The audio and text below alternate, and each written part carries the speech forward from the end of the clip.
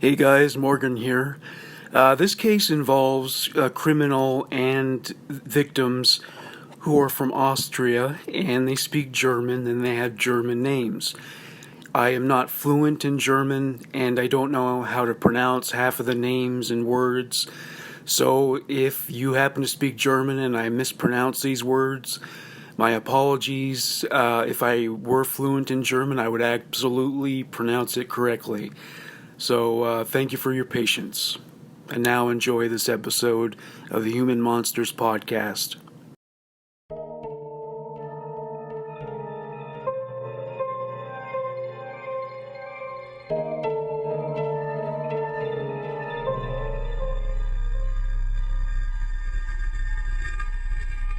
Why do you seem so scared? All I wanted to do was play with you.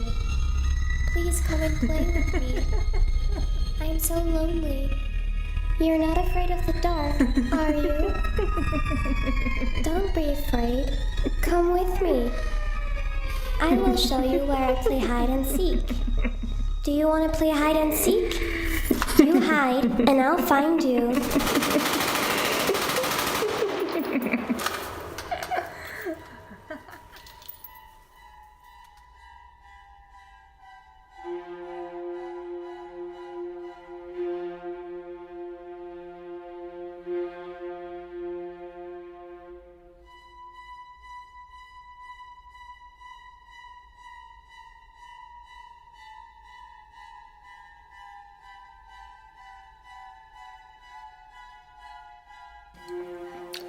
Josef Stefan Fritzl was born in Amstetten, Lower Austria, on April 9th, 1935. His family, including his father, was dominated by his mother, Maria, a devout Catholic. His father, Joseph Sr., was a laborer with little to no aspirations. Joseph Jr. was highly intelligent from an early age. His childhood was not a happy time. Aside from the discord in his domestic life, the Nazi Party were invited to occupy Austria, and Hitler was welcomed with open arms, including by Maria Fritzl and her son Joseph. They saluted him as he was driven through the town square. Joseph's father was thrown out of their home by Maria when she discovered he was unfaithful. He died years later in World War II as a Nazi stormtrooper. Joseph did not hold his father in high regard. He hated him and considered him a loser. He revered his mother, considering her to be the embodiment of his ideal, the perfect woman. Maria was described by all who knew her as eccentric and strange. She considered discipline to be the most laudable of all ideals. This was likely because she was quick to concur with the ethos of the Third Reich. Once the war began, she encouraged Joseph to join the Hitler Youth, figuring that by doing so he would become a man. Maria beat Joseph regularly. Years later, he noted that she waited years to have him treated for a urinary tract infection that caused him a great deal of pain. To quote his future sister-in-law, Christine, he grew up without a father, and his mother raised him with her fist, beating him until he was black and blue almost every day. Joseph himself remarked on his mother's abuse. She used to beat me, hit me until I was lying in a pool of blood on the floor. It left me feeling totally humiliated and weak. I never had a kiss from her. She kept insulting me and told me I was Satan, a criminal, a no-good. The only thing she ever did with me was to go to the church. Because of the divorce, Joseph's family suffered from the stigma due to the religious influence on Austrian society at the time. They were also indigent, frequently relying on charity to avoid starvation.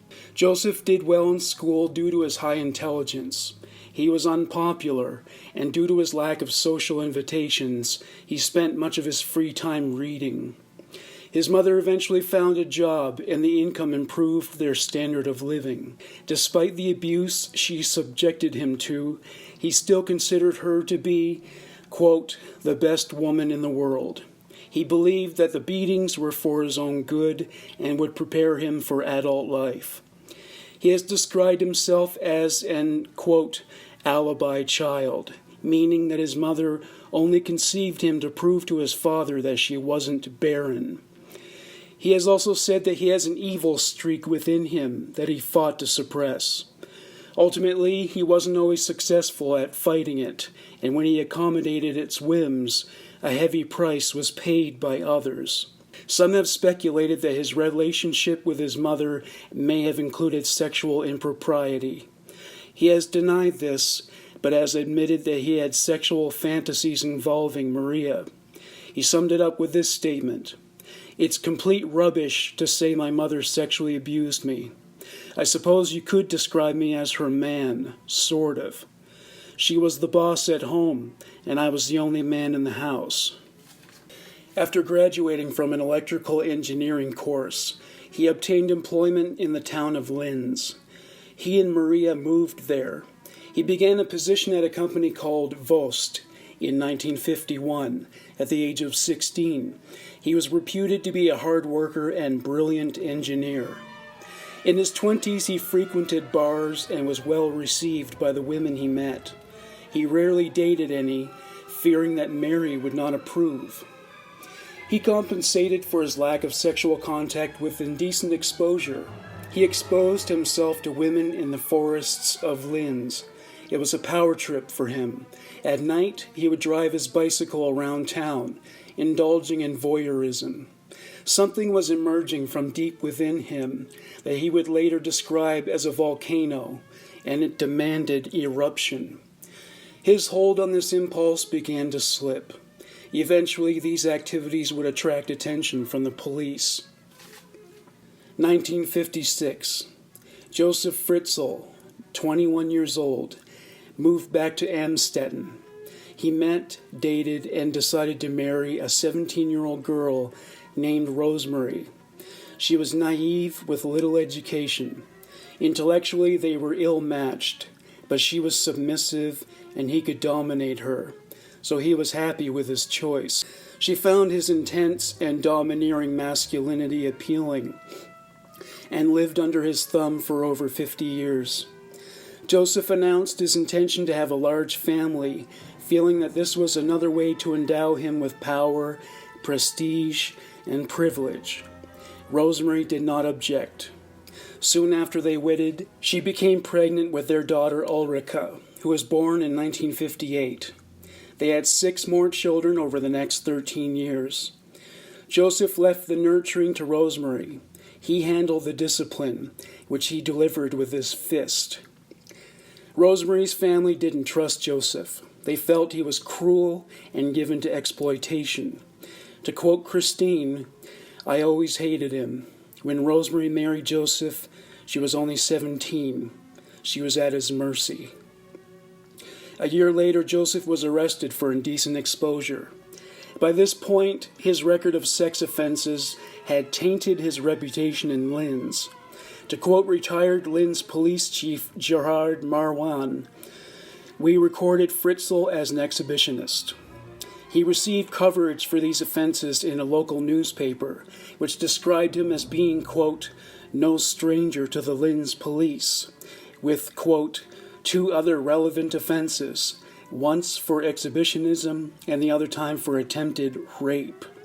These behaviors did not bother Rosemary, at least not enough to divorce him. He was never faithful.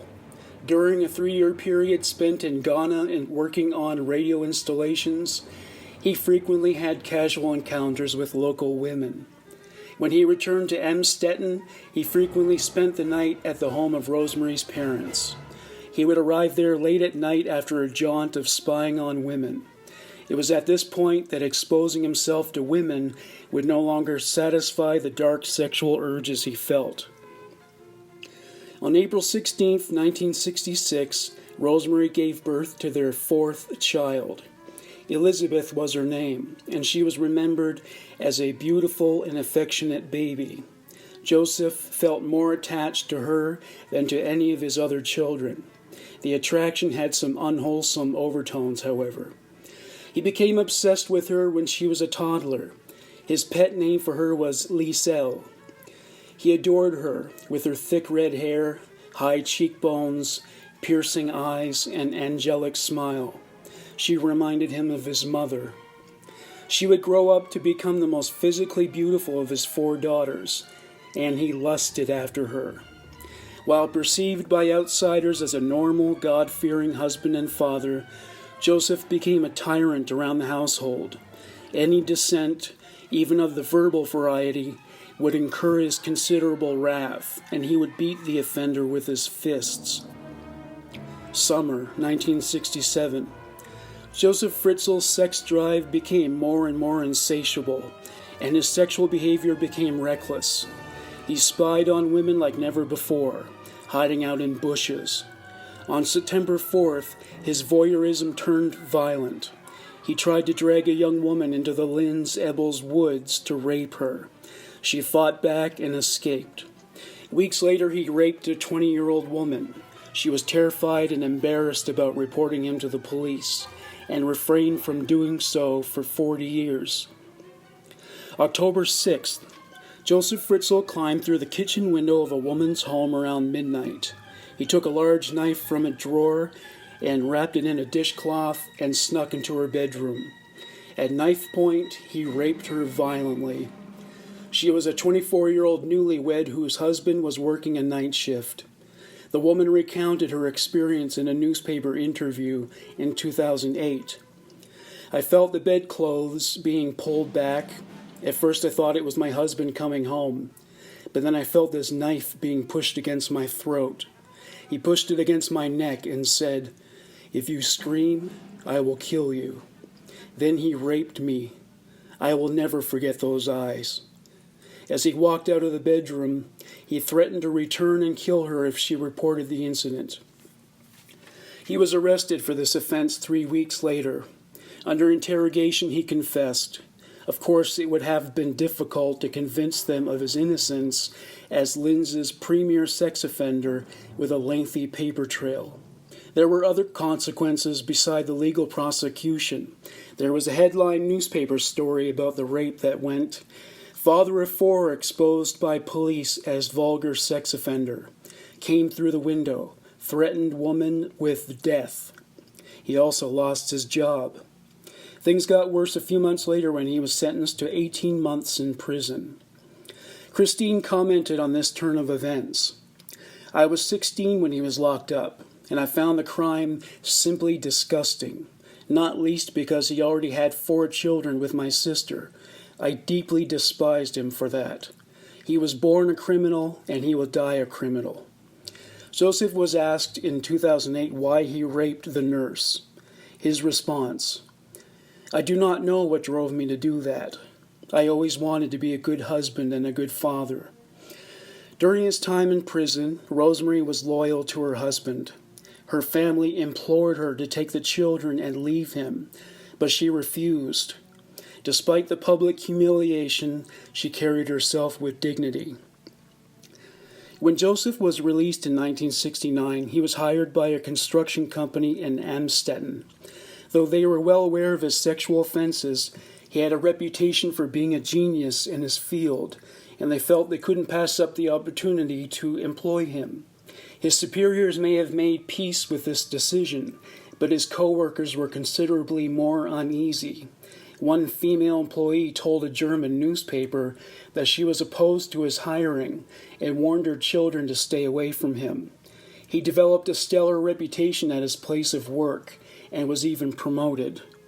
In 1971, Rosemary became pregnant once again, this time to twins, making Josef a father of 6. He moved the family into his mother's large 3-level house in the Eepstrasse district. Once they moved in, he told the neighbors that Maria died. He claimed years later that he incarcerated her in a top-floor bedroom until she died in 1980. As he said to a psychiatrist, "I locked her up in a room at the top of the house. I then bricked in the window so that she never again saw the light of day." Seeing his mother's house as a business opportunity, he had the original demolished. He had a new one built a few yards closer to the road. There was an old cellar in the old house. This he would leave untouched. He planned to develop it into a private bunker. It would afford him the privacy to do whatever he wanted, without the invasion of prying eyes. Though Austrians generally keep to themselves and respect the privacy of others, Josef's new neighbors warned their children to steer clear of his house. One of his neighbors, who was a child at the time he and his family moved, recalled years later what they were told about the Fritzls, especially Josef.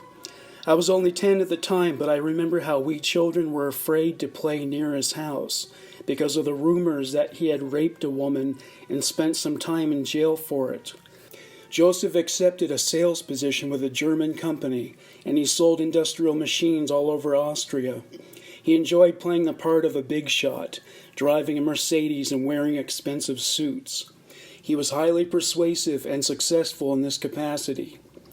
This position took him away from his family for several days at a time. During his off hours, he frequented several of Lower Austria's brothels. Along the way, he developed a taste for sadomasochistic sex.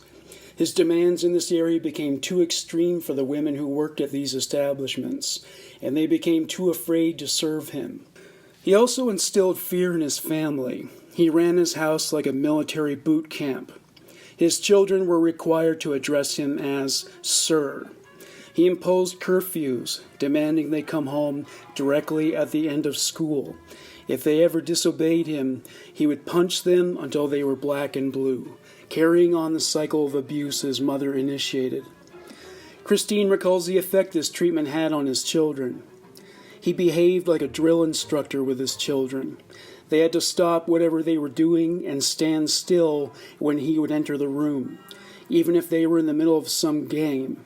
You could sense their constant fear of punishment. He also beat Rosemary. Sometimes she feared he would kill her. Her friend Anton Klammer recalls the effect Josef had on her. Josef beat her, and she was petrified of him. Rosemary was happy and normal, but when he was around, she used to shrink away. Christine commented further on the effect Josef had on Rosemary with his abuse. She said her sister was totally, quote, dominated and constantly belittled in public by Josef. She never dared answer him back. To quote Christine, if she had, we don't know what he would have done to her. Maybe he would have slapped her. In any case, he was a tyrant. What he said was good, and the others had to shut up. In 1972, Rosemary became pregnant with her 7th and last child. Josef's past as a sex offender was largely forgotten in the community at large, and life went on. In 1973, Josef Fritzl left his sales position and went into the hospitality business, purchasing an inn. Rosemary ran the guest house. She was happy to do so since she didn't have to interact with Josef nearly as much. After his daughter Doris was born that year, he informed Rosemary he would no longer make use of her sexually because she had put on weight. He wanted more children, however, and had already found another woman to be a second wife with whom to have more children. When Josef and Rosemary entertained guests, they would play the roles of the happy couple. But the truth was that Rosemary was miserable. She confided to a close friend that Fritzl was a tyrant who terrorized his family. He bossed them around and brutalized them like an army officer. She stayed in the marriage because of the kids. Many times, she told me that she was afraid to stand up to him for fear of being beaten up. She said that if she ran away, he would track her down and make her life worse than before. The facade of the ideal family situation continued, with family photos and annual memorial events. Dysfunction lurked beneath a cloak of artifice. Soon after Elisabeth's 11th birthday, Josef raped her for the first time.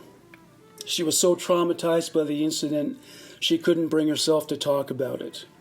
He continued to rape her, and she continued to keep it to herself. 30 years later, she still found it difficult to discuss these violations. Maintaining this V.C. Andrews like hell, where his mother was locked up in an upstairs bedroom and he raped his daughter downstairs whenever the mood struck him, suited Josef just fine. He had a past as a criminal, so living a double life was nothing new to him. In summer of 1977, Rosemary went on vacation in Italy and took all the children except Elisabeth. Josef insisted that she stay. At this point, he was raping her more often. The locations varied: the cellar of their house, the seats of his Mercedes, or in the forest. She later remarked on this turn of events to the police. "I don't know why it was so, but my father simply chose me for himself." Josef didn't see it that way, as he remarked in 2008. "That is not true. I am not a man that has sex with little children. I only had sex with her later, much later." He claimed that he didn't begin raping her until she was 18. Initially, Elisabeth was too ashamed to tell anybody. Years later, she told her closest friends. As Elisabeth matured into a young woman, he became more and more possessive of her. She was required to come home straight from school and to never talk to male peers. One of her classmates described the terror that struck her if she thought she was going to arrive home late after school. When we went to her home, we had to leave as soon as her father appeared. If she wore makeup or provocative clothing, Josef would beat her severely. Originally, Elisabeth was a very strong-willed and outgoing child. After being raped by her father for years, she was reduced to a shy and retiring recluse.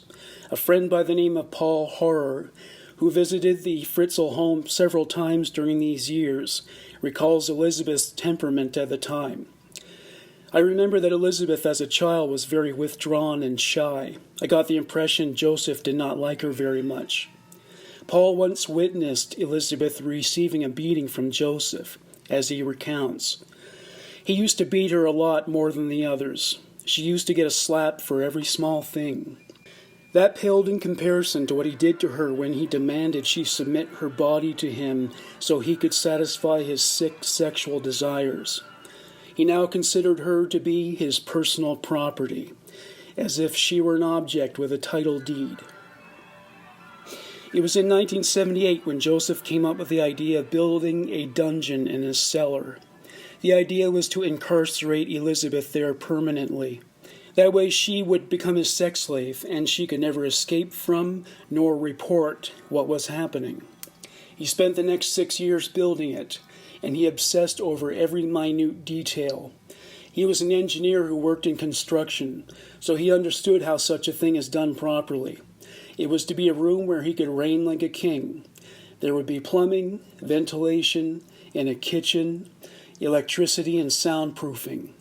After all, he planned on forcing Elisabeth, soon to be his broodmare and second wife, to give birth to his second family. Knowing she would want to escape at some point, the entrances were hidden. One went from the cellar of his house. Taking this route, one had to pass through 8 locked doors. 3 of them could only be opened with electronic codes. The largest door, which weighed half a ton, was hidden in a room beneath the stairs.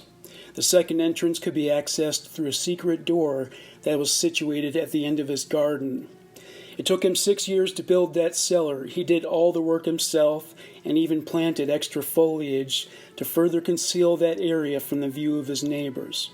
To his family, it was merely a finished basement in the making. Josef had something far more sinister in mind.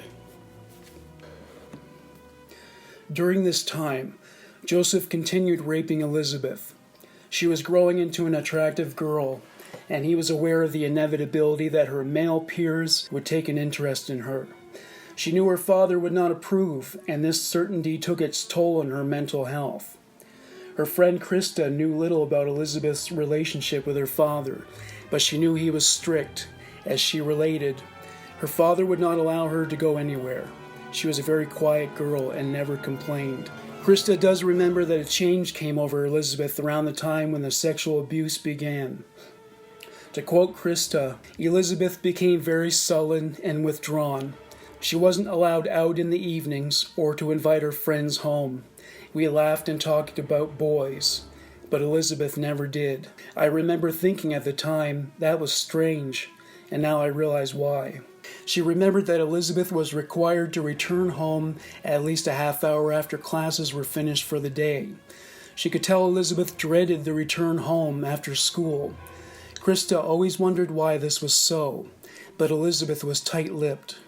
To quote Krista, she felt more comfortable at school than at home. Sometimes she went quiet when it was time to go home. Elisabeth and Krista were best friends, but Elisabeth never once invited Krista to visit her home. As Krista recalls, the only explanation she ever gave was that her father was very strict. I never saw him, but he was always there between us, like an invisible presence. It was the early 1980s, and Josef was still working on the cellar. While his family lived on a meager income, he indulged himself with vacations in the Mediterranean, champagne, and prostitutes. Prostitution is legal in Austria, and Josef was a regular at a brothel called the Villa Ostenda. His presence was a regular, if not welcome one. Some of his sexual practices at the brothel were bizarre. For instance, he would pay hookers $225 an hour to act as corpses while he masturbated. Many of the girls refused to service him. They found him so creepy. Refusing business was very uncommon, but for Josef Fritzl, they would make an exception. Peter Stolz owned Villa Ostenda and related what he remembered about Josef Fritzl in an interview with News of the World. He visited 2 or 3 times a week. He always wanted all the works, but wanted to pay the least amount of money. And he had the most warped and perverted fantasies of anyone. According to Stolz, Josef would torture a girl to the brink of death to gratify himself sexually. He also liked to tie them up until they were free of liberty. He enjoyed putting them into sacks and sealing the ends so that they could not breathe. He would berate them all the while. He would scream to them, "I want to hear you gasping for breath. I want to see you on the point of dying. Then I will let you free again." Holding a girl's life in his hands was the only way Josef Fritzl could achieve an orgasm.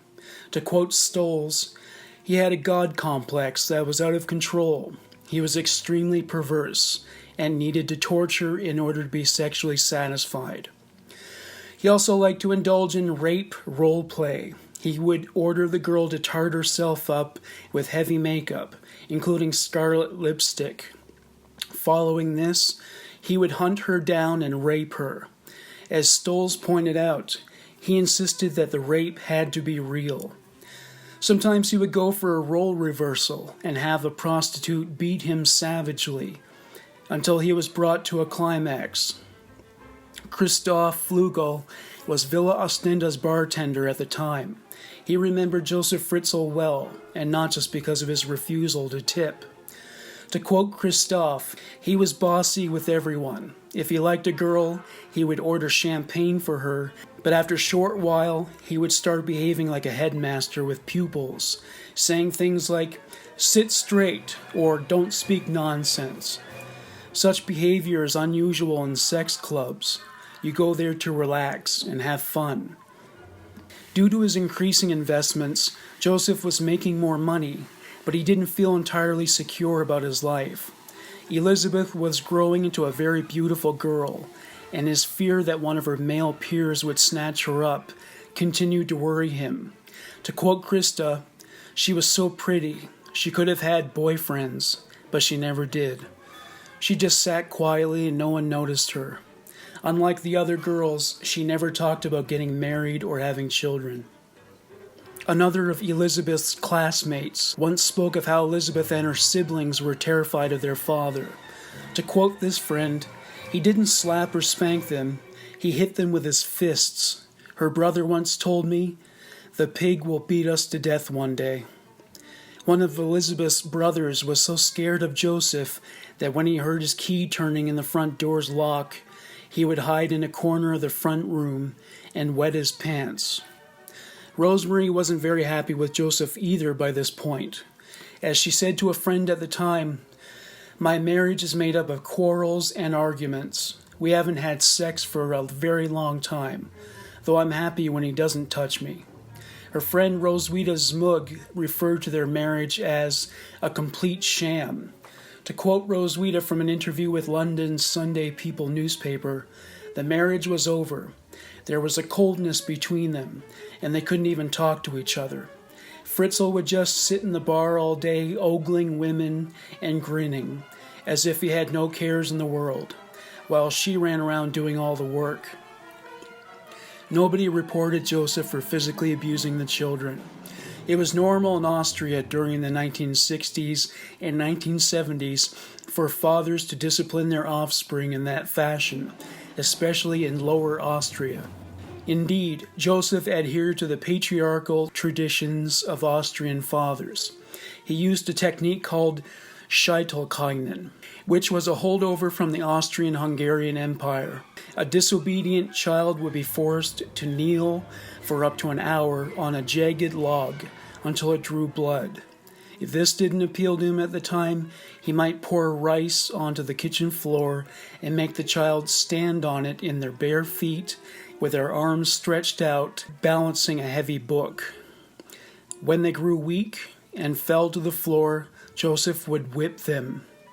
Elisabeth found her own way to cope, as Krista recalls.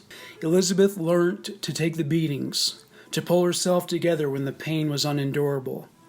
Elisabeth would frequently refrain from participating in sports because she didn't want her classmates to see the bruises her father left on her. Summer of 1981. Elisabeth Fritzl, 15, left Amstetten Technical School. She wanted to become a cosmetician, but Josef wouldn't allow it. He demanded she work at his guest house restaurant. She would not be allowed any amount of personal autonomy for many years. Through his business contacts, Josef found Elisabeth a job as a waitress at a highway rest stop. Before she began work, she spent 2 months in an initiation course at a technical college in the town of Waldeck. She was to live in a dorm with other female students.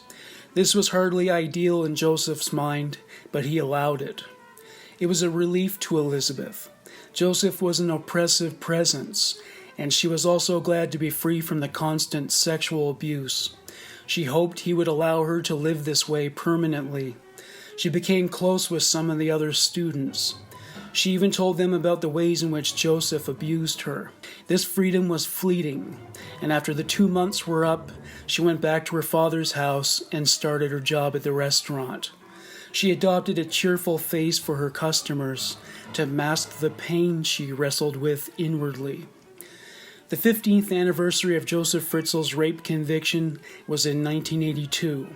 That year, as required by Austrian law, the charge was expunged from his record, leaving him with a clean slate. At least from outward appearances, he could now masquerade as a model citizen. January 28, 1983. Elisabeth Fritzl went out to a bar with a co-worker friend after her shift. Elisabeth was known as Sissy to her friends at this point. Having been loosened up by a few drinks, she broke down into tears. She confided to her friend that her father had been raping her since she was 11 years old. She described her home life as hell, and she said that she had to get out. Both girls, 17 years old at the time, decided to run away together. They left and spent several days in Linz. From there they went to Vienna, where their anonymity was assured, and there was less chance of them being found. They got a low-rent apartment and went into hiding. When Josef learned Elisabeth ran away, he was enraged. He reported her missing, and an Interpol hunt was launched. He sent his son Harold to Vienna's red light district. Josef assumed that she might betray him by earning her way in the world as a sex worker. The search went on for 3 weeks. The police found them at a party in Vienna. Josef picked up Elisabeth at a police detachment the next morning. A friend of the two girls describes Josef's reactions. Josef was furious. Sissy was banned from having anything to do with my friend again. Her mother also made sure of that. She watched her carefully to make sure they were kept apart. From that point onwards, Josef described Elisabeth as the black sheep of the family. a troublemaker with a substance abuse problem. There was a silver lining for Joseph, though. This scenario would come in handy as a cover story when she disappeared in the future.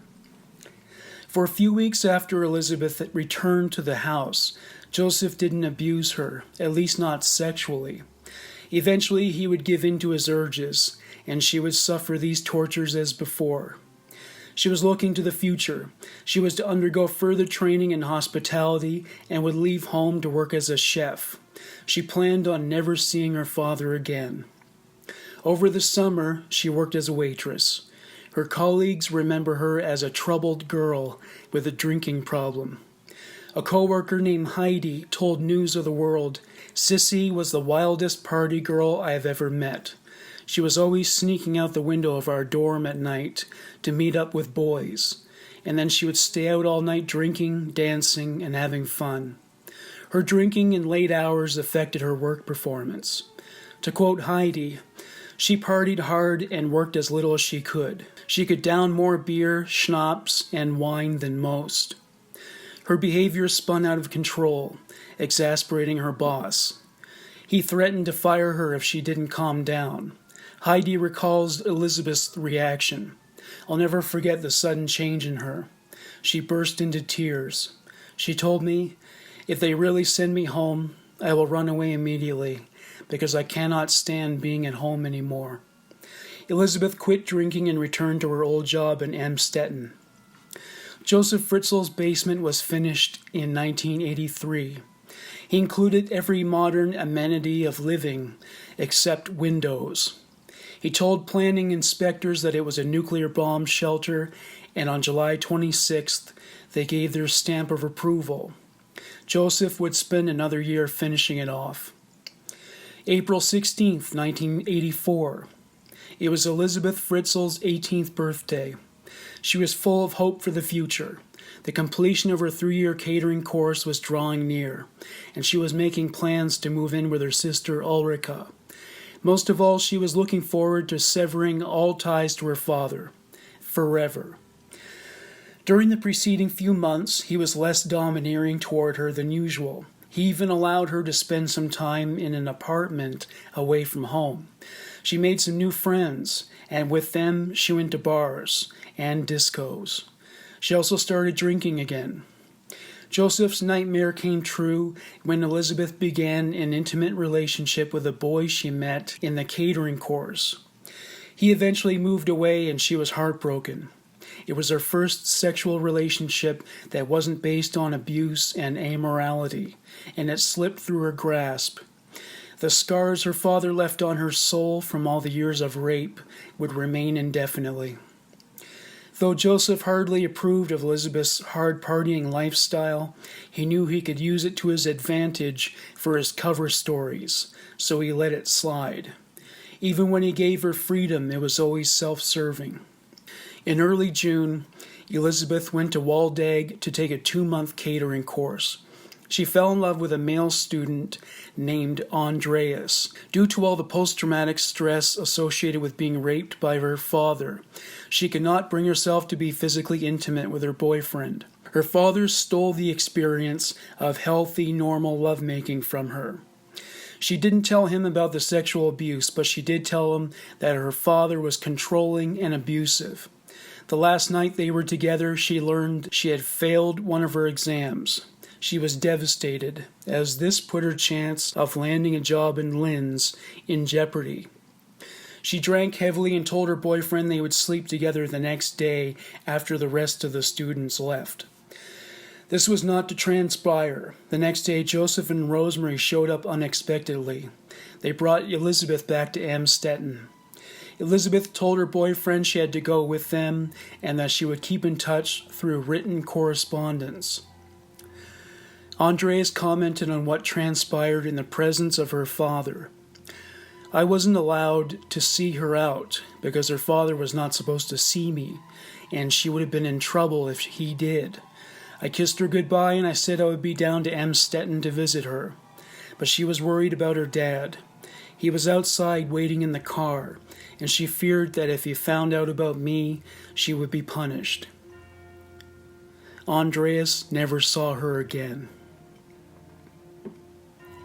Andreas sent a couple of love letters to Elisabeth. He detailed their plans to elope and settle down. He told her he was more in love with her than ever. He speculated on the future they would have after marrying and having a family. Elisabeth never got to read these letters. Josef intercepted them. He was infuriated.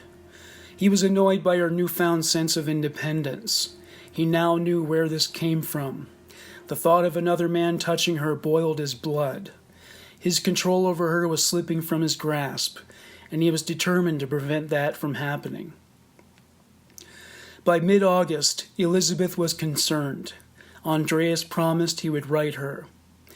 Her pain was compounded by her father's abuse, which escalated. He subjected her to vicious beatings, which saw a marked uptick in brutality.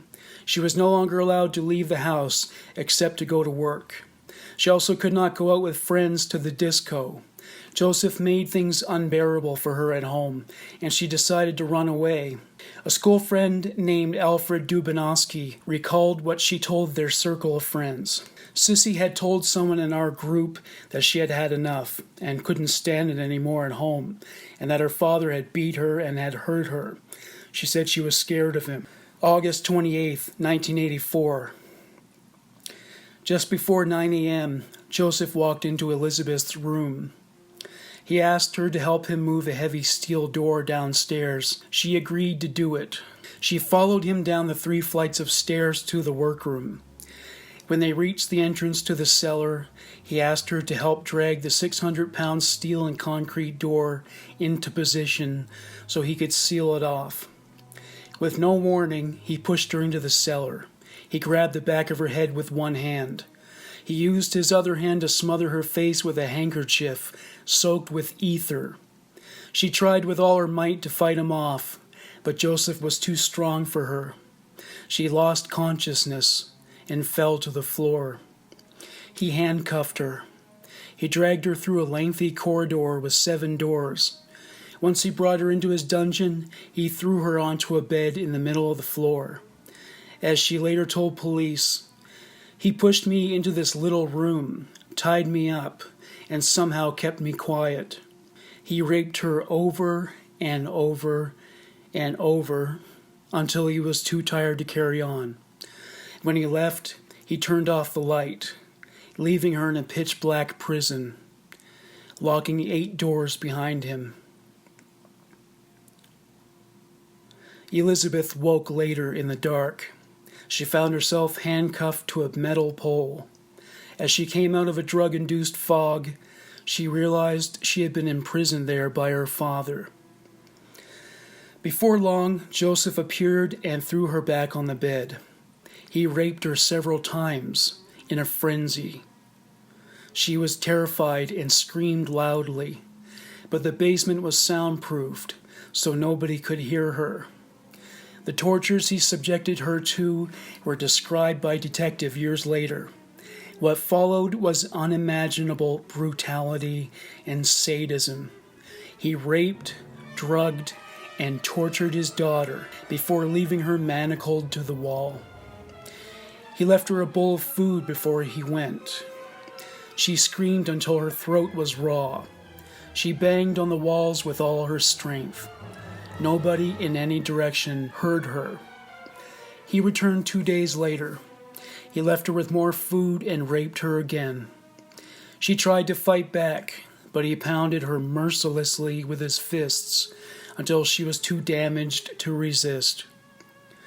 Once he was finished gratifying himself sexually at her expense, he tied an electrical cable leash around her waist. It was 2 yards long. It enabled her to reach a makeshift toilet he installed in a corner. He attached another chain around her stomach. As she said to police, "The only thing I could do was go to the toilet."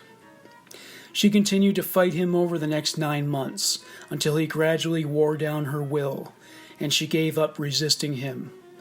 She was his sex slave, and nothing could save her from that fate. Rosemary knew nothing of what Elisabeth was going through in the cellar. She and Josef went on the search for her.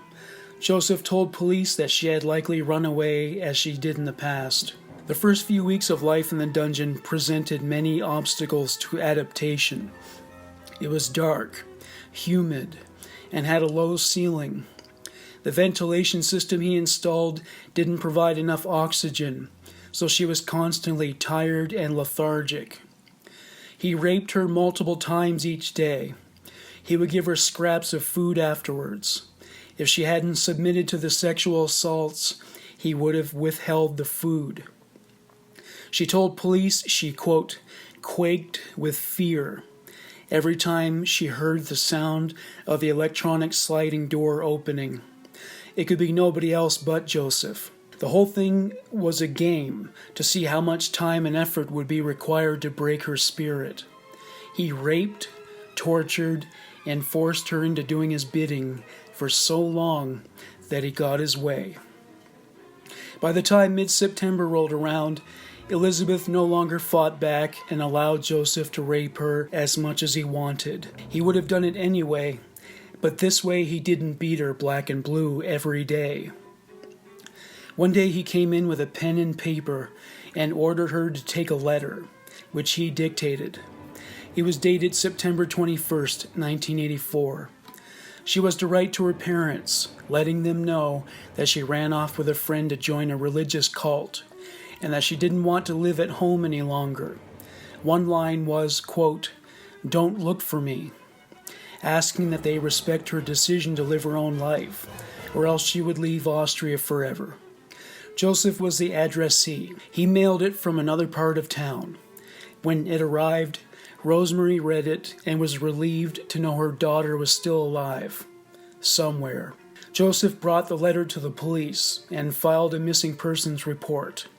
He even submitted a report to a newspaper.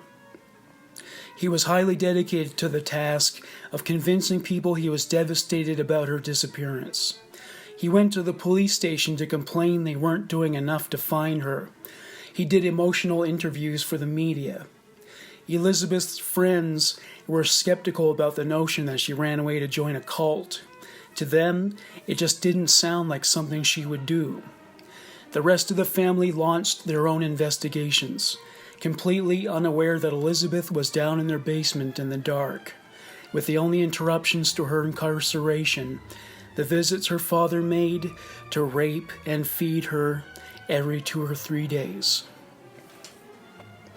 April 16th, 1985, Elisabeth's 19th birthday. The search was called off as she was no longer a minor under Austrian law. To celebrate, Josef removed the cable leash from her waist. She was now free to walk around the dungeon. Her relationship to Josef changed over the next few months. Taking a different tack, Josef now manipulated her. He gave her clothes and blankets and other gifts. It was his warped idea of courtship. He was no longer as violent during the rapes. He stopped using contraception, hoping she would get pregnant. Though evidence clearly indicates he is wrong, Josef insists the sex began in spring of 1985. He said he couldn't help himself any longer. To quote Josef, "The pressure to do the forbidden thing was just too big to withstand. At some stage somewhere in the night, I went into the cellar and laid her down on the bed and had sex with her." He downplayed her resistance, saying she only made small whimpering noises. After he finished raping her for the day, he would sit and talk to her as she ate. He would tell her the latest news about her siblings, whatever he experienced as of late, and how distraught her mother was about her disappearance. Every time he left, he would play with a gadget positioned near the sliding steel door. He told her it was connected to a booby trap, and that if she ever tried to escape, she would trigger an influx of poisonous gas. The rest of the family were under strict orders to never go to the cellar. Josef told them it was the repository of his private business documents. His tenants were banned from going near his garden, the location of one of the entrances to the basement. Violating that rule would have resulted in immediate eviction. Over the years, his tenants heard sounds of mysterious origin coming from the direction of the cellar. They didn't complain for fear of being evicted. There was a large turnover of tenants over the years because of Joseph's oppressive attitude. Joseph made a nightly routine of going to the cellar for hours. Rosemary became deeply depressed about Elisabeth's disappearance. She turned to food as a comfort and put on more weight. This infuriated Joseph, and he would humiliate her in public. As her sister said, he always put Rosie down and called her fat. He said, "Chubby women are below my standard." September 1986.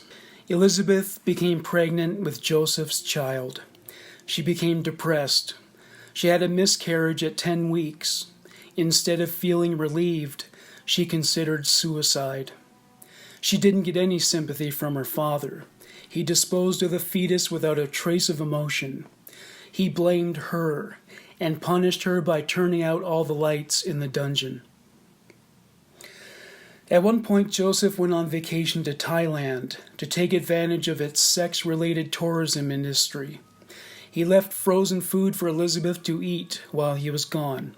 She often wondered what would happen to her if something happened to him on vacation.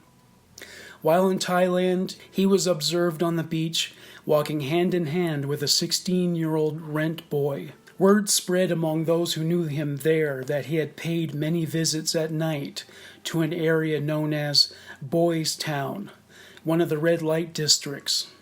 To quote a British tourist named Stephen Crickson, he was a disgusting pervert, and all the expats and regular holiday makers knew what he was up to. Rent boys, lady boys, he would go with anything. 1988. Josef Fritzl got his daughter pregnant again. She was 22 now, and terrified of how he would react. She put off telling him. If she had hopes of receiving outside medical attention, those hopes were dashed when Joseph said to her, "Do not think you are getting away from me so easily." He gave her medical books and left it to her to manage her pregnancy. As Elisabeth began to show, the physical abuse ended. He also stopped demanding sex from her. Just like with Rosemary, he could not become aroused by anything other than a slim, feminine figure. He abandoned her in every way. She was left to deliver her baby alone and in squalor, as neither she nor Joseph were able or willing to clean it.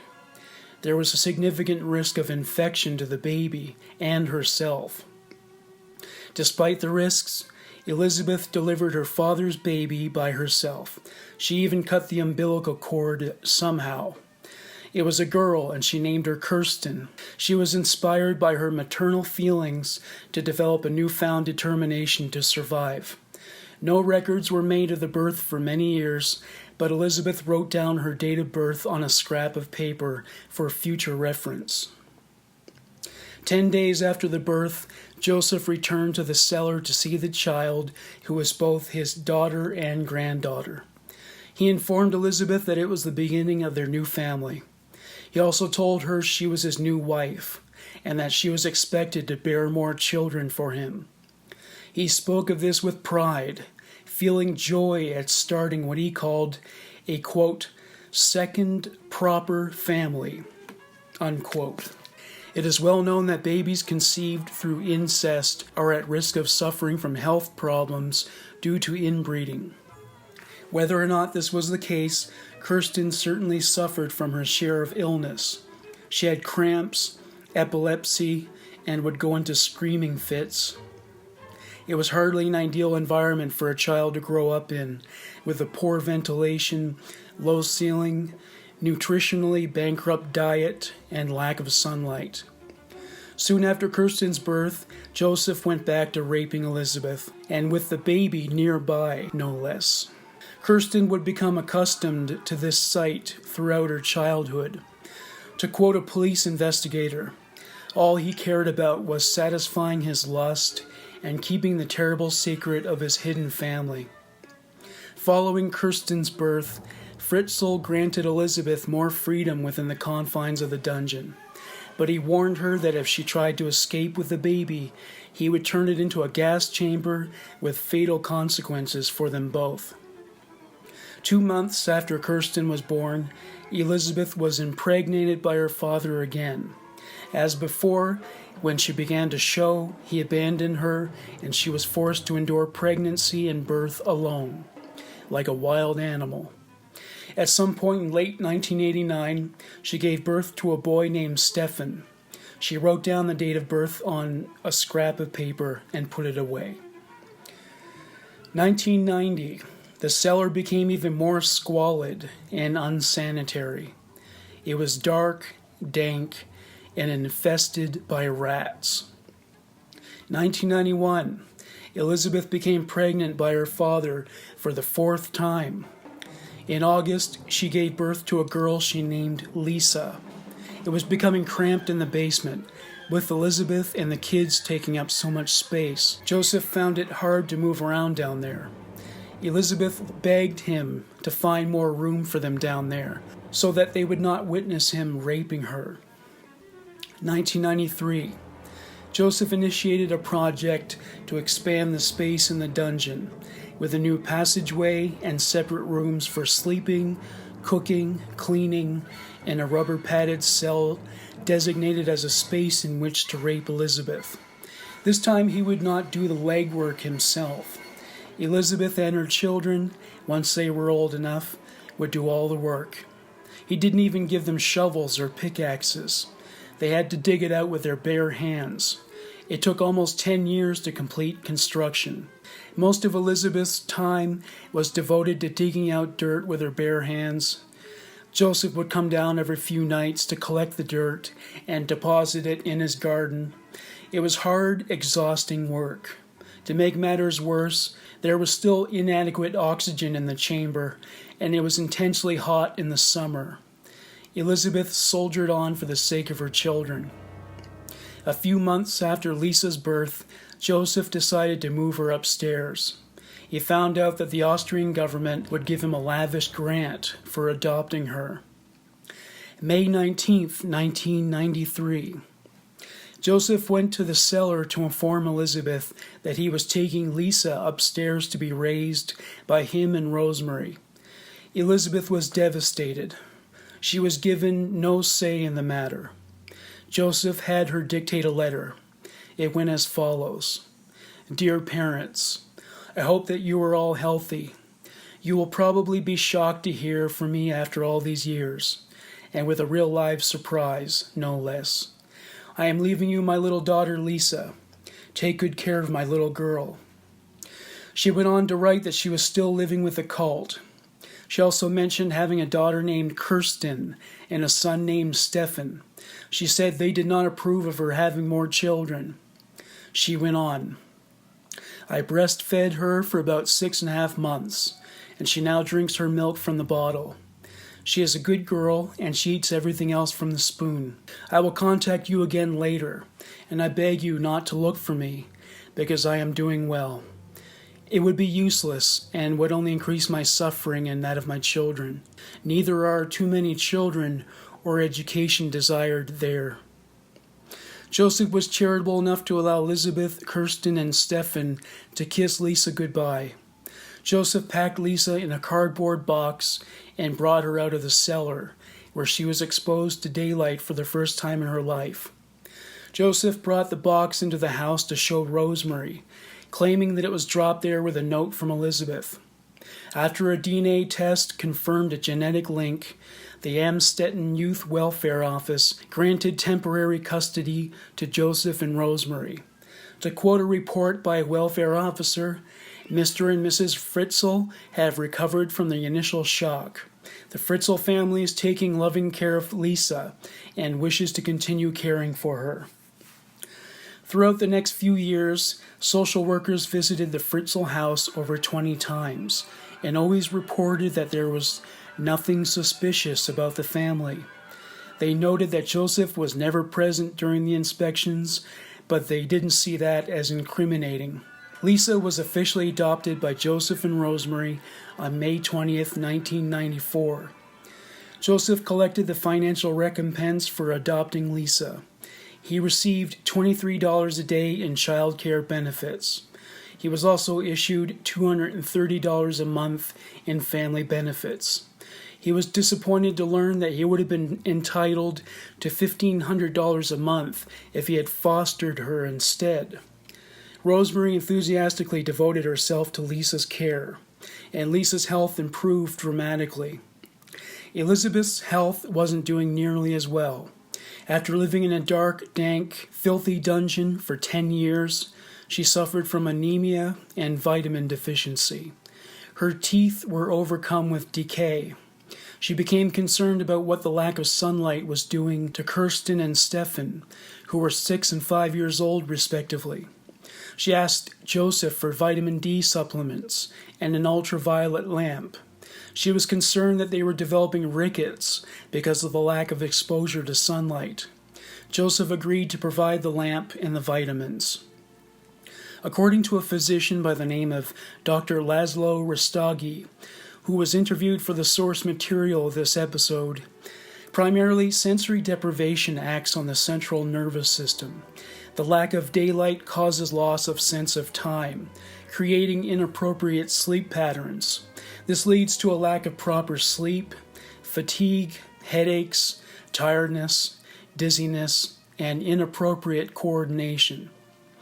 The inadequate amount of oxygen still left them feeling chronically fatigued, and they spent the majority of their time sitting or lying down. To quote Dr. Rasagi, lack of fresh oxygen creates problems with clear thinking, which in turn creates problems with clear comprehension and obvious emotional problems. The food Josef brought them was all frozen and deficient in proper nutrition. They never ate fresh produce. Dr. Rasagi weighed in on this as well. Inappropriate nutrition causes anemia. They were not properly given fresh fruit and vegetables and all the other nutrients and vitamins young children need growing up. The lack of appropriate blood cells increases the chance of infection. And when coupled with the lack of sunshine, things become even more complicated. The only medical care they received was a bottle of aspirin. Aspirin does nothing to fight infections, which were now in development. In 1993, Elisabeth and her children finished the passageway that connected the dungeon to 2 other rooms. Josef brought a double bed into the cellar so that he would be more comfortable while he raped his daughter. He brought in a television for the purpose of watching soccer games with the children while Elisabeth prepared meals. He built a rubber-padded punishment cell, a place to rape or beat Elisabeth, depending on his mood. Elisabeth gave her children the best possible education under the circumstances. After teaching them to walk and talk, she taught them to read and write. She entertained them by making models with cardboard and glue. She read them stories and sang lullabies to help them sleep. To protect them from trauma, she told them that their life in the dungeon was normal. She didn't want them to know they were prisoners. She also knew better than to expose them to the truth about their conception. She would describe the functions of nature in the outside world while still convincing them that they were living a fairy tale existence in the jungle. In June, Elisabeth was impregnated by her father for the 5th time. In March 1994, she gave birth to a girl. This time she was assisted in the delivery by Kirsten and Stefan. The birth was painful, with only aspirin for relief, and an inadequate one. As usual, she cut the umbilical cord herself. She named the girl Monica. Kirsten and Stefan were happy to have a new baby sister. Though none of Josef's tenants were allowed to have a dog, one man named Josef Leitner smuggled in his dog, Sam. An odd thing happened, as Leitner recalls. Every time I went on the stairs, the dog tried to run to the cellar and barked. I was surprised about that, but thought he was just excited about going outside. When Josef Fritzl discovered Leitner had a dog, he was infuriated and evicted him immediately. He changed his lock. Leitner went to the police and Fritzl was forced to let Leitner back in to retrieve his possessions. Leitner remembers the occasion when Sam met Josef Fritzl. Sam growled at him. Sam never growled at anybody else. December 16th, Josef decided to bring Monica upstairs.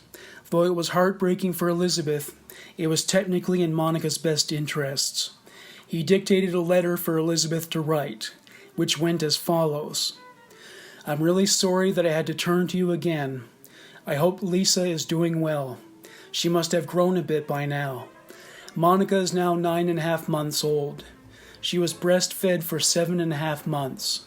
She now eats almost anything, but she still likes the bottle best.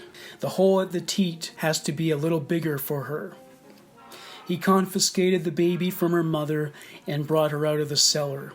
He placed her in Lisa's stroller in the entranceway of the house. He went to a phone booth nearby to make a call. He called his house. He whispered in his best impersonation of Elisabeth the following. It's me. Don't be angry. I just left her at your door. I can't tell you where I'm at. As Elisabeth, he asked her to take care of the baby since she could not, and then hung up. Rosemary was puzzled by this, since their phone number had been changed and was then unlisted. A few weeks later, Josef and Rosemary Fritzl were legally appointed Monica's foster parents. As promised, Josef received $1,500 in monthly state benefits. The Austrian media began to air stories about the runaway named Elisabeth Fritzl, who was having babies and leaving them behind in her parents' care. The public felt immense sympathy for both Josef and Rosemary. It was also a smear campaign designed to condemn Elisabeth. To quote Regina Pens, a neighbor, everyone condemned Elisabeth for being an irresponsible, bad mother. To quote another neighbor, Gabrielle Heiner, I thought the grandfather was the perfect head of the family, somebody that cared about his children. We used to say how terrible the mother probably was. April 29th, 1996. Elisabeth Fritzl gave birth to her father's newest progeny, male twins, who were named Alex and Michael. There were problems shortly after birth. Michael suffered from a severe respiratory illness. Elisabeth fought to save his life, but she was without any kind of medical supplies. She begged Josef to take him to the hospital. He was unmoved and said, "What will be, will be." Michael died in his mother's arms. Michael's death angered Josef. He picked up Michael's body and tossed it into the incinerator, which he used to dispose of garbage. Josef was less domineering now, realizing that the children would enforce his control over Elisabeth since she was willing to do anything to ensure their survival. He outfitted them with a radio, television, and VCR. He even decorated the dungeon, bringing in carpets, chairs, and tables. They were provided with kitchen utensils. He brought in an aquarium full of fish for Stefan, who was 7 years old at this point. Over the years, Josef built a bathroom with a shower and 2 bedrooms, one for Elisabeth and the other for the children. Elisabeth was still dedicated to educating her children, and she spent 3 hours a day teaching them basic math, history, and geography using textbooks Josef brought her. After Josef left at night, she would tell them stories about the outside world based on the life she lived before she was incarcerated as her father's sex slave, that last detail being excluded. She was still determined to protect them from the knowledge that they too were prisoners. The children were watching television regularly. Because they had no exposure to the outside world, it all came across as fantasy, whether it was a news program or a Hollywood movie. Josef decided that he and his inbred progeny should spend quality time together, and sometimes these occasions included arriving with gifts. His gifts for Elisabeth were articles of lingerie he ordered from catalogs. The credit card, orders, and addressee were all listed under her name. Elisabeth would put the lingerie on, and then the children were rerouted into their bedroom. Josef would force Elisabeth to watch VHS tapes of hardcore pornography. Once this was done, he would force her to reenact some of the scenes with him in the rubber-padded room. Following this, Elisabeth would prepare a meal for them. They would discuss the children's upbringing over dinner. After supper, Josef would watch television with the children. Occasionally, Josef would show them photographs of the lives their siblings, aunts, and uncles were living. They were given snapshots of what freedom looks like. After years of living in artificial light in a basement with a low ceiling, the children's development suffered. Stefan, who grew to be 5'9", is permanently disabled because he was unable to stand up straight for years without hitting his head on the ceiling.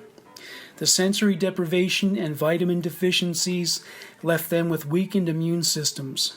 They contracted repeated fungal infections because of the limited oxygen, dampness, and the mildew that blanketed the walls. Elisabeth did all she could to lift the children's spirits. Together, they decorated the walls with artwork they had done to brighten the atmosphere as best they could. August 3rd, 1997. Josef forced Elisabeth to write another note and brought Alexander upstairs. As usual, Elisabeth was depicted as an irresponsible monster by the local media, and Josef was depicted as a kind and loving grandfather. Josef cashed in on it as always, receiving $1,500 a month in state benefits for Alexander. The 3 children who lived upstairs had a good life. Monica suffered from a congenital heart condition and underwent surgery to correct it, but she recovered. They enjoyed privileges that Elisabeth didn't even have before she was incarcerated in the basement. They had friends over and swam with them in the pool Josef installed. They played sports and were taken on trips to the Mediterranean. Josef's son-in-law, Jürgen Helm, was shown the basement. He was unaware of the presence of Elisabeth and her children. He described the experience to a German newspaper called Heute. It was scattered with junk, and I had no idea that a few meters away this family were living. Keeping Elisabeth as his sex slave was not enough to slake Josef's insatiable thirst for coitus. He began taking Viagra, and his tastes in deviant sex took on more dimensions. They were getting stranger and stranger. Peter Stolz, owner of Joseph's favorite brothel, Villa Ostenda, was getting concerned about the nature of his demands.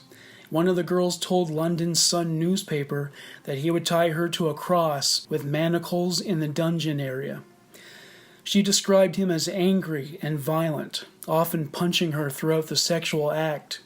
As she said to the Sun, "I was hired by him many times, and he was sick beyond imagination." He preferred her because she was young, voluptuous, and submissive.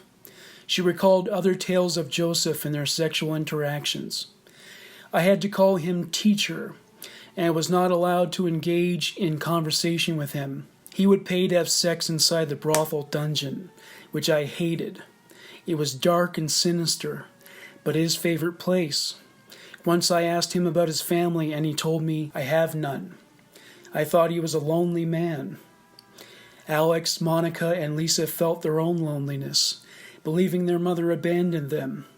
Alex began to tell his school friends Elisabeth had died. February 2002. Elisabeth was impregnated by her father for the 7th time. By this time, she had lived in the cellar for 18 years.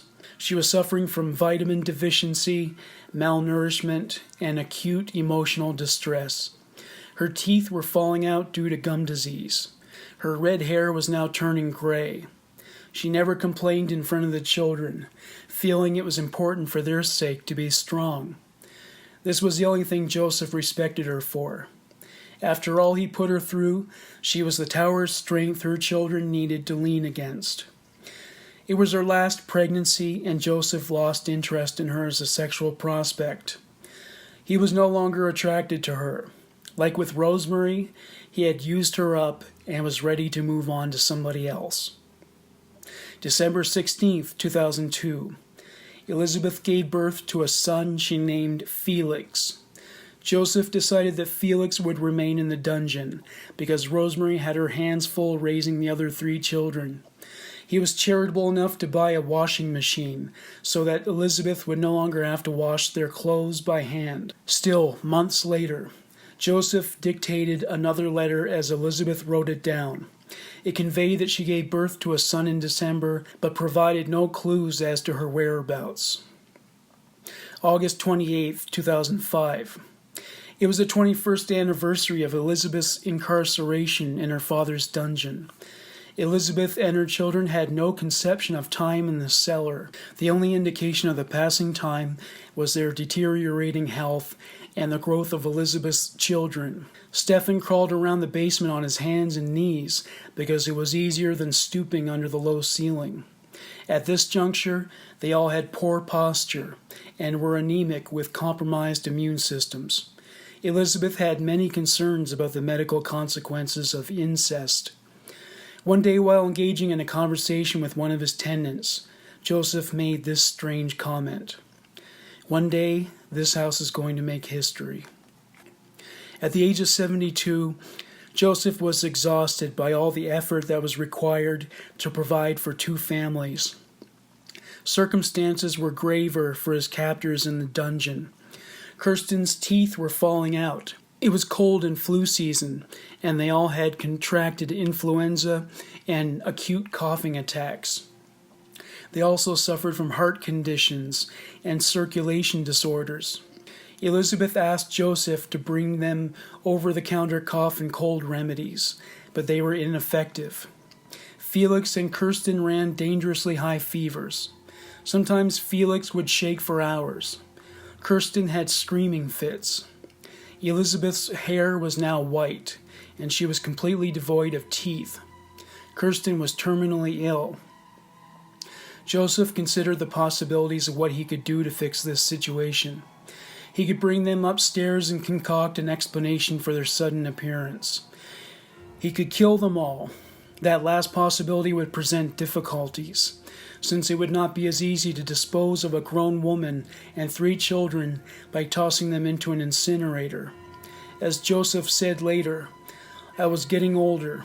I was finding it harder to move, and I knew that in the future I would no longer be able to care for my second family in the cellar."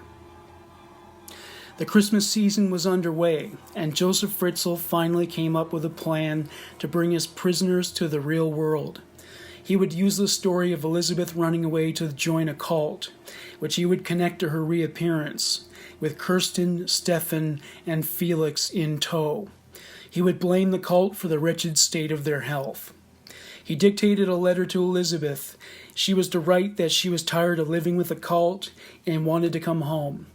It outlined Kirsten's medical problems and that she hoped they could all celebrate birthdays as a family. 2 lines from the letter. "But it's not possible yet. If all goes well, I hope to be back within 6 months." The letter was to be one of Rosemary's Christmas presents. Josef announced Elisabeth's return to the rest of the family, and they all eagerly awaited her re-entry into their lives. A monkey wrench was thrown into Josef's plan in April 2008. Kirsten was now so ill, she was teetering on the brink of death. She was having seizures. Eventually she broke down physically and mentally. She tore out her hair in clumps. As means to protest their despicable living conditions, Kirsten tore off her clothes and flushed them down the toilet to deliberately clog the pipes. Elisabeth watched helplessly as her daughter suffered. April 16th, it was Elisabeth's 42nd birthday. Her father brought her a present. She begged him to release Kirsten so she could receive medical treatment. Kirsten was now 19 years old, and it was clear to Josef that her odds of survival were not good. He agreed, but under one condition. They would wait until Rosemary's vacation to northern Italy. Everything had to happen at Josef's convenience. This circumstance would enable him to bring Kirsten to a hospital and have her treated and bring her back to the cellar with Rosemary none the wiser. Soon after Rosemary left for Italy, Kirsten's condition became even worse. She had more cramps. She went into convulsions. She bit her lips until she drew blood. Finally, she became unconscious. Once more, Elisabeth begged and pleaded with Josef to take Kirsten to the hospital, as it seemed she was dying. He finally overcame his selfish instincts and made plans to take Kirsten to hospital, but not until he dictated a letter to Elisabeth. A quote from the letter: "Please help her. She has never been in a hospital before." With age, he lost a lot of his physical strength, so he needed Elisabeth to help him carry Kirsten out of the cellar and upstairs. In the early morning hours of April 19th, Elisabeth Fritzl saw natural light after spending over half her life in a dark, dank dungeon. It was short-lived, however. After helping him lay Kirsten on the doorstep, he took Elisabeth back down to the cellar. Josef called emergency services and informed them that he found an unconscious woman on his doorstep. EMS staff came to pick her up soon after. She was taken to Amstetten Moor State Hospital, where she was taken directly to the emergency triage.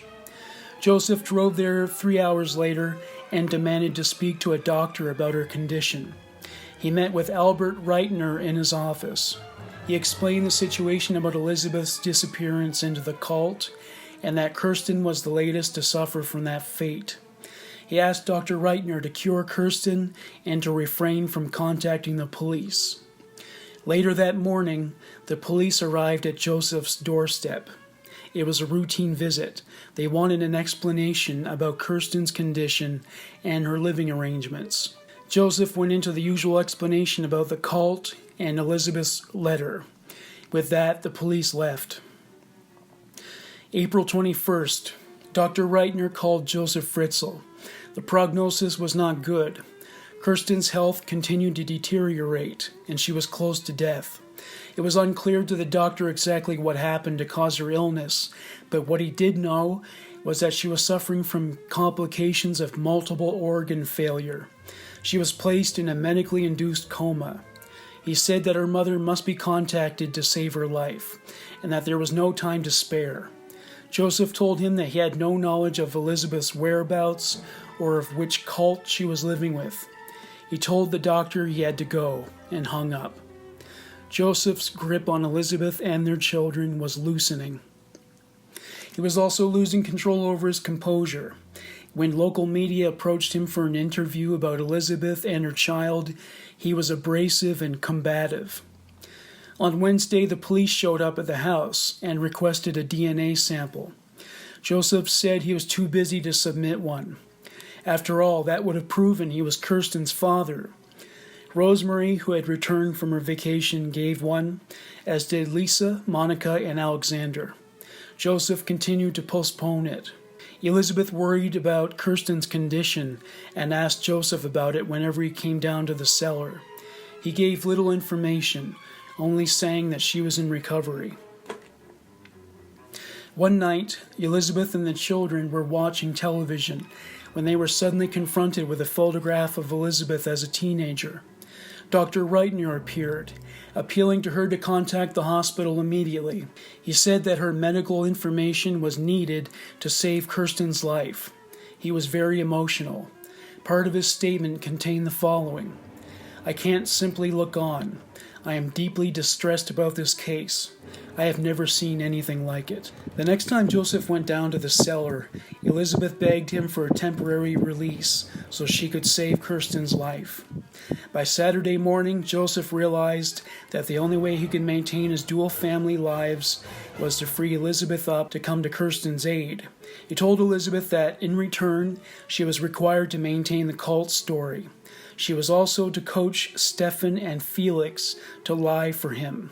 She was also made to admit that she abandoned Lisa, Monica, and Alexander. He made her swear to never betray him. Kirsten's life was at stake, so Elisabeth had no choice but to agree to his terms. 8,516 days after Elisabeth was trapped in the dungeon, she, Stefan, and Felix were brought into daylight. A few hours later, Rosemary returned home and was surprised with a family reunion. Stefan and Felix were so stunned by the world they had just been brought up into, they were in a state of shock. For them, it was like being brought to another planet. At the hospital, Elisabeth Fritzl announced she was the mother of Kirsten Fritzl and that she was there to help. Dr. Reitner brought her into his office. Dr. Reitner recalls his initial reaction to Elisabeth. She appeared very strange. Of course, I wanted to ask her where she had been for the last 24 years, but that was not my job at this moment. He asked Elisabeth about Kirsten's illness. Elisabeth told him what she had observed without mentioning their life in the cellar. Then she told him she had to go. As soon as Elisabeth left his office, Dr. Reitner called the police. Josef and Rosemary had been waiting for Elisabeth outside in their car. The police picked them up there and brought them to the station for questioning. They still believed Elisabeth was at fault, since they didn't yet know the truth about her disappearance. To quote Colonel Franz Polzer, head of Lower Austrian Police's Criminal Investigation Unit, the questioning focused on her, where she had been, and why she had neglected her children. Elisabeth was described as extremely psychologically disturbed. She refused to speak and stared blankly at the wall.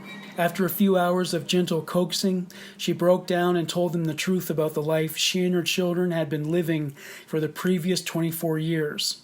She told them everything from how Josef lured her into the basement, to the abuse he subjected her to, the conception of the children, and the decline in their health due to the state of their surroundings. District Governor Hans-Heinz Lenz reflects on this experience. In a mere 2 hours, she gave an account of the 24 years she'd spent in the cellar. Well, it still sends shivers down my spine. The detectives turned to Josef. At first, he stonewalled them. After some prodding, he confessed to building the dungeon and keeping Elisabeth captive for 24 years. He also admitted that he committed incest, though he insisted that force was not involved. He also confessed to threatening to kill Elisabeth and the children with poisonous gas if they tried to escape. He told them that he did it for Elisabeth's own good, to save her from drugs and associating with riffraff. To quote Josef, "I locked up Elisabeth. She was a difficult child." The investigators demanded more information about his incestuous engagement with Elisabeth. Josef was unfazed. He said, "Yes, I did have sex with her, but I haven't for many months now." He said he brought the 3 children who were raised by him and Rosemary upstairs because they were sickly and cried too much for my liking. They asked him what would have happened to Elisabeth and the children if something had happened to him during one of his Thai vacations. He claimed that he installed a timer device that would open the doors after a certain period of time. He also told them that he intended to release them anyway because he was getting too old to keep up the charade. Conclusively, they asked him if he regretted what he had done to them. He said, "Why should I be sorry? I always cared for them. I meant it well. I saved Elisabeth from drugs." He then proceeded to sign a confession and submitted to a DNA test. He was arrested for incest and for keeping his children in captivity. To quote one police investigator, "He has showed no remorse for his victims. He is so arrogant that I don't actually think that he thinks that he has done anything wrong." Chief Inspector Leopold Etz took Felix and Stefan for a medical examination. He recalls his impression of them at the time. They both looked terrified and were terribly pale. We did not know what to expect and were very surprised at how well-mannered and educated they were. Aside from Josef, Elisabeth, and their siblings, the police officers were the first people they met. They had trouble adjusting to sunlight. The only exposure to the outside world they received before that day was through the television. To quote Etz, "The real world was completely alien to them. They appeared overawed by the daylight they had never experienced before. When Felix, 5 years old at the time, saw the moon, he screamed with elation. He asked if God was up there and if they were in heaven. They were in awe of everything from celestial bodies to mundane items like street lamps." Doctors examined Elisabeth, who presented not as a vibrant woman in her 30s, but as a haggard old woman. The malnourishment left her not only with white hair, but with lines in her skin. She was pale. Her bones were brittle due to the lack of sunlight. She walked with a limp, and was hunched over due to the low ceiling of the cellar. Even her speech was altered. Stefan and Felix presented with compromised immune systems, paper-like pale white skin, acute vitamin D deficiency, and anemia. Stefan, 18 years old at the time, had a stoop and experienced difficulty with spatial awareness, since he had never before been able to stand up straight. He also suffered from motor neuron problems, which made walking difficult. Like Kirsten, he lost some of his teeth. Felix crawled around like a monkey, but he could walk upright when he needed to. Their eyes were affected by the experience, and they were provided with dark protective goggles to protect their eyes until they adapted to normal light. They were prescribed the strongest sun cream on the market to protect their pale skin from the sun. When Rosemary Fritzl was notified about what Josef had done to Elisabeth and the children, she was devastated. She had a nervous breakdown. She was hospitalized with heart problems. Elisabeth, Stefan, and Felix underwent psychiatric care on an inpatient basis. District Governor Lenza visited Josef in his cell. He recalls a conversation they had. "I said it was you, Herr Fritzl. I'm appalled by you. How could anyone do such a thing?" To which he replied, "I'm very, very sorry for my family, but it cannot be undone." I replied, "Why have you waited over 24 years to feel pity for them? How do you think your family will ever overcome this trauma?" And he said, "I do not think it will be in this town or even with a change of identity, as has been rumored." Those were his last words before I left, and the cell doors closed again. Rosemary went to the psychiatric facility with Monica, Lisa, and Alexander for a family reunion. Dr. Berthold Keplinger recalls the emotions that were running high among them. They were all very distressed and extremely worried about meeting each other for the first time. It was a very emotional scene. Rosemary and Elisabeth embraced. Elisabeth said, sobbing, "I can't believe I'm free. Is it really you? I didn't think I would ever see you again." Rosemary apologized. She said she loved her dearly and they would never again be parted. She said, "I'm so sorry. I had no idea." Elisabeth declared that she never wanted to see her father again. She went on to say, "I can't believe I'm out. It's all too much for me." Doctors brought in Lisa, Monica, and Alexander. Elisabeth cried out, "My babies!" She hugged them and stroked their faces. She went on to say, "You're so beautiful." Soon after, Stefan and Felix entered the room to meet their siblings. Felix was still distressed and clung to Elisabeth the entire time. To quote Dr. Keplinger, he would jump and start at the slightest disturbance. Now that the novelty of being free from the cellar has worn off, he needs some peace. After all, in his whole life, he had only seen 4 other people. Elisabeth's siblings visited, and they participated in therapy. Elisabeth was improving immediately, according to her sister Gabrielle, who said to the London Daily Mail, "She is healthy and very chatty and doing very well." Gabrielle went on to say that the entire family was devastated by what Josef had done. She said, "I can't say what the family is going through. It's more than anyone can believe. We are working together to support Elisabeth. She is overjoyed to see her children, and she is spending all the time getting to know them." Though the reunion went very well, Dr. Keplinger was concerned about the long-term implications for Stefan and Felix, who would face challenges as they adapted to the outside world. To quote Dr. Keplinger, "The children who grew up in the cellar are as you'd expect, considering what they've been through. They can speak and make themselves understood, but they're far from being in a normal state. We are going very slowly." Police brought Josef back to his house to show them the dungeon. To quote Chief Inspector Polzer, "I went to see this dungeon, this prison, for myself. I went through it and was very glad to be able to leave." Another detective described it as being like something out of a horror movie. He said, There are things that you just don't want to see. The fewer pictures you have in your head, the better. When Polzer gave a press conference about the case, he said, "It is one of the most remarkable criminal cases in Austria. The case received media focus internationally. The people of Austria, especially citizens of Amstetten, were deeply shocked and appalled by what Josef Fritzl did.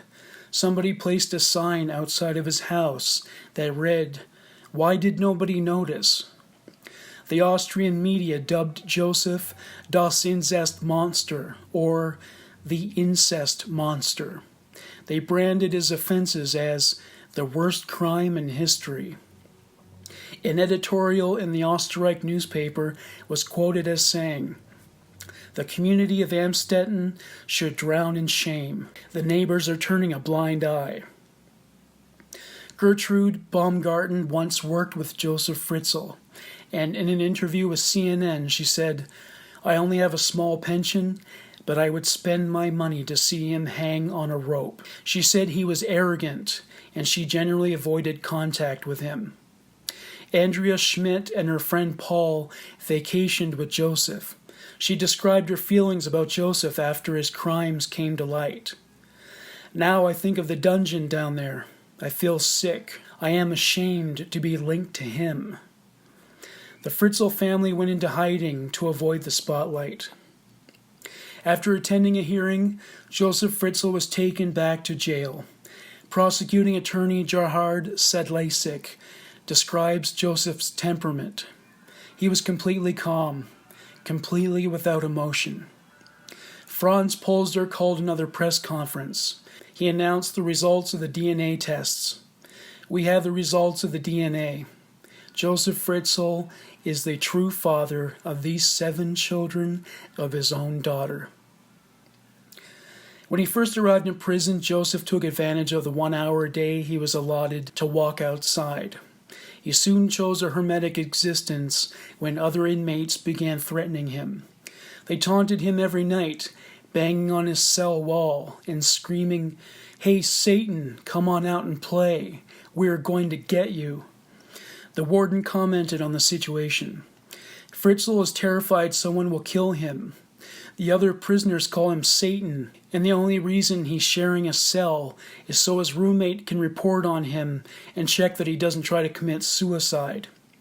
Word had spread throughout the rest of the prison population that Josef was, quote, "the worst kind of scum that needed to be dealt with. A price was to be paid to whomever would carry out the task of killing him." The possible sentences for Joseph's crimes included 15 years for rape and 20 years for the murder through neglect of Michael. He and his lawyer considered an insanity plea. His lawyer, Rudolf Mayer, received several death threats and sacks full of hate mail since he became Joseph's defender. Josef was moved to solitary confinement. He admitted to his cellmate that he imprisoned his daughter and used her as a sex slave.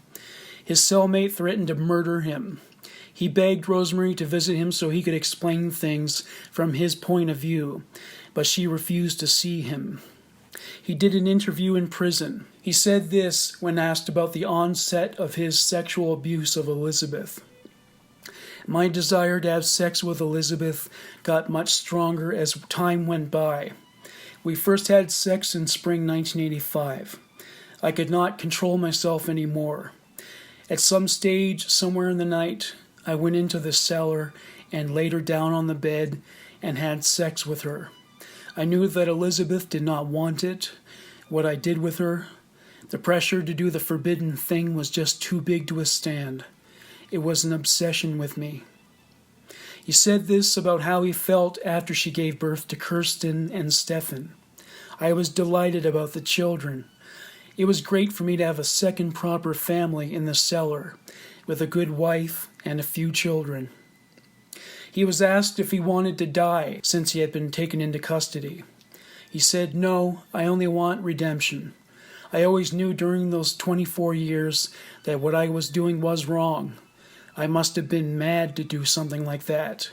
But nevertheless, I was not able to escape my double life. When I was upstairs, I was totally normal. I functioned well.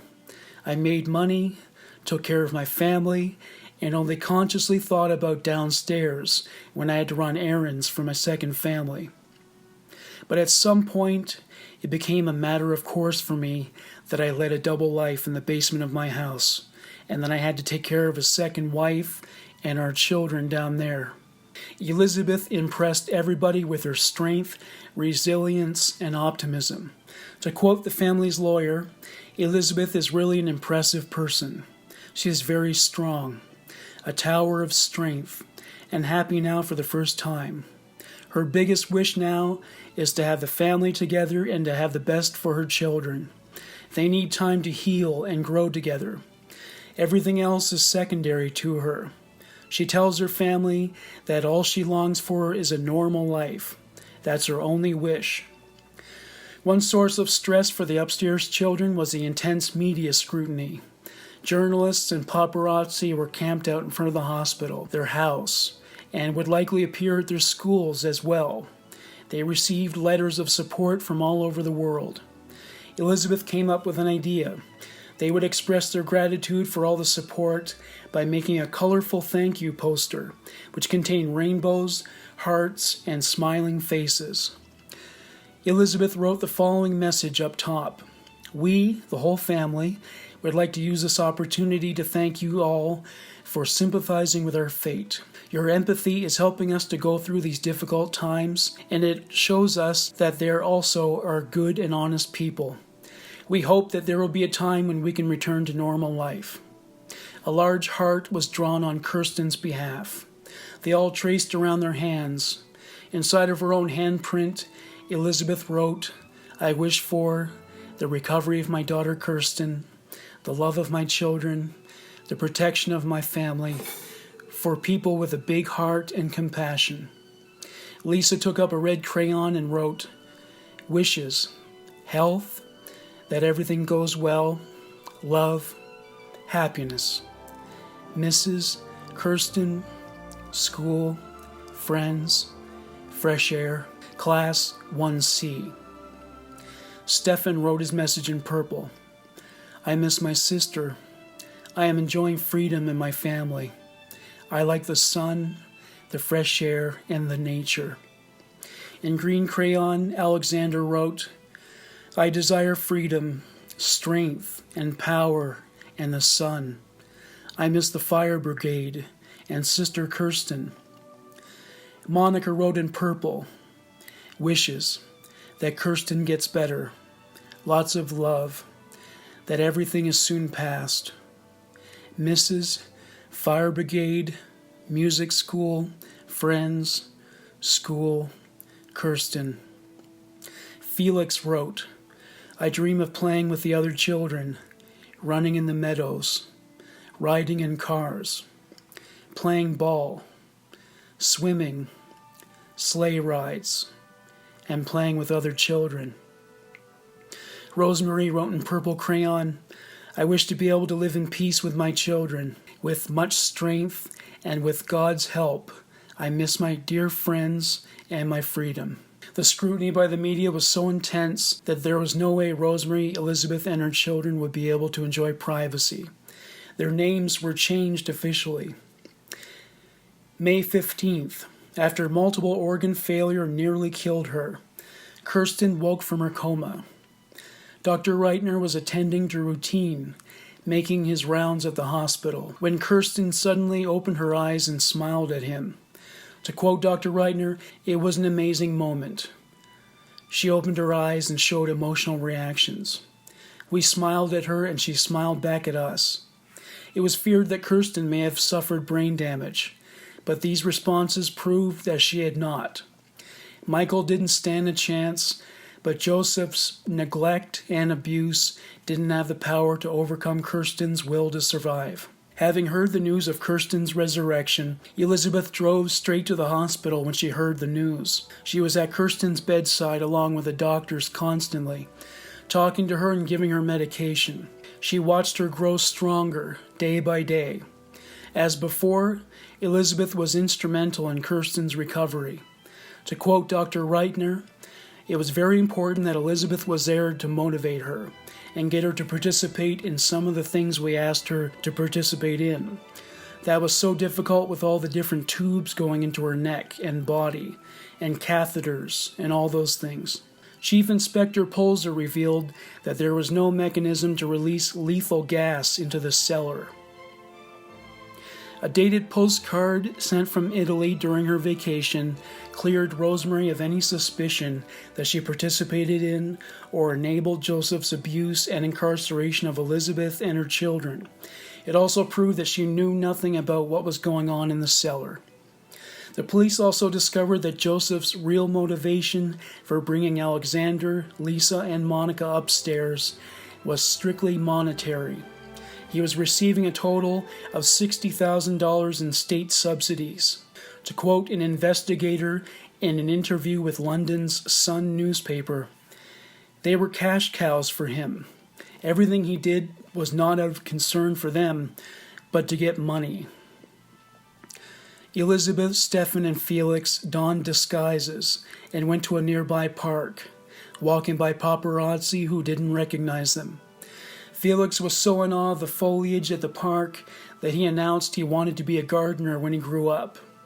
To quote one of the family's security guards, he was simply so fascinated by them and could not believe how huge they grew. On the way back to the hospital, they stopped at McDonald's. Felix had only seen it in television commercials and assumed it only existed in fantasy. He was ecstatic to have his first Happy Meal. Austrian-born actor Arnold Schwarzenegger invited them to visit him in Hollywood as soon as they were well enough.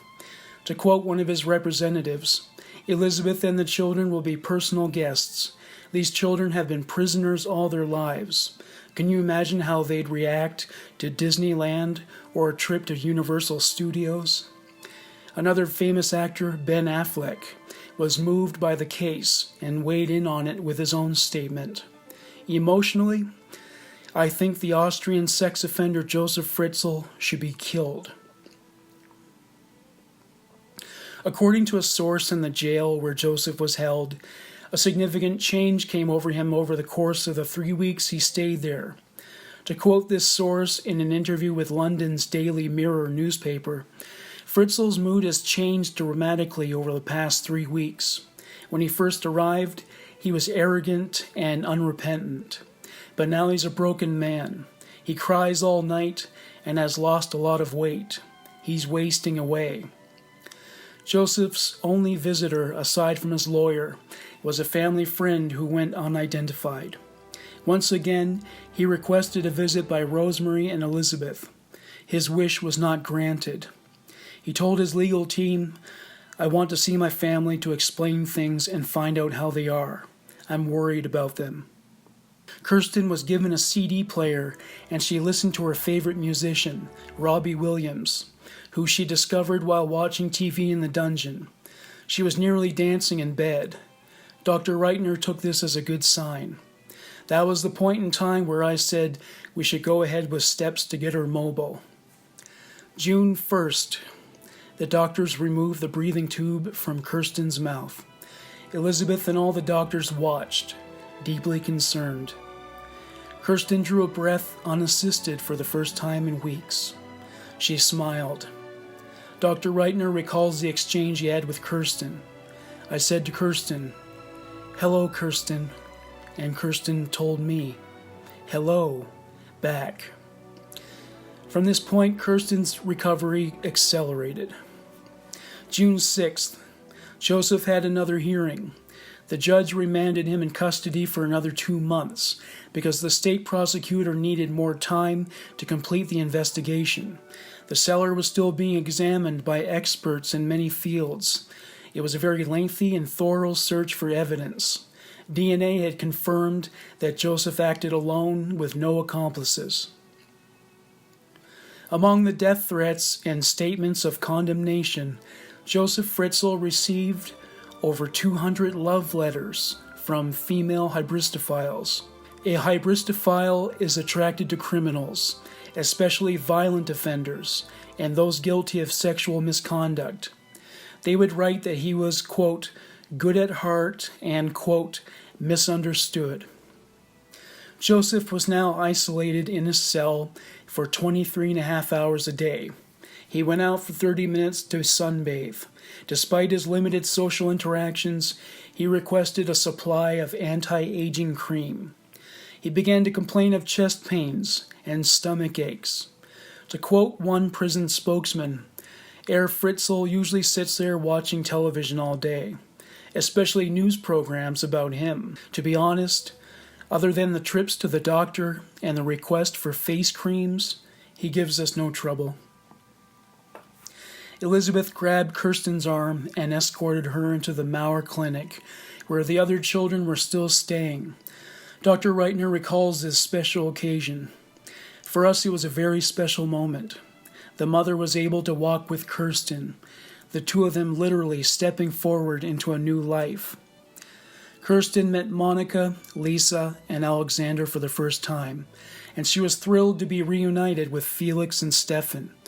Their lawyer, Christoph Herbst, witnessed this and recalls the occasion. It was a miracle. It was a truly touching and happy moment. It was everyone's, and especially Kirsten's, great wish to be reunited. The family can at last come together.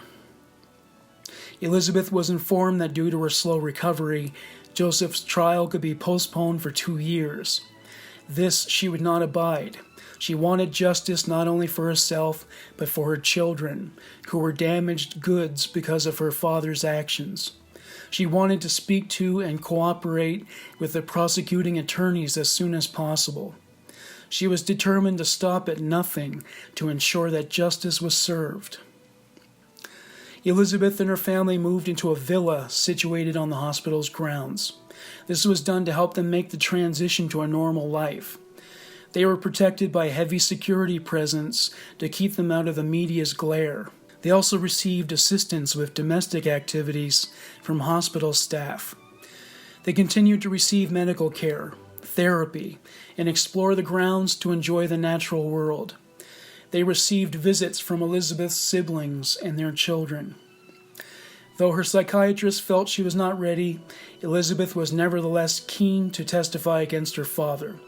He and his defense would be sure to do all they could to discredit her, and her doctors felt she was still too fragile to endure the experience.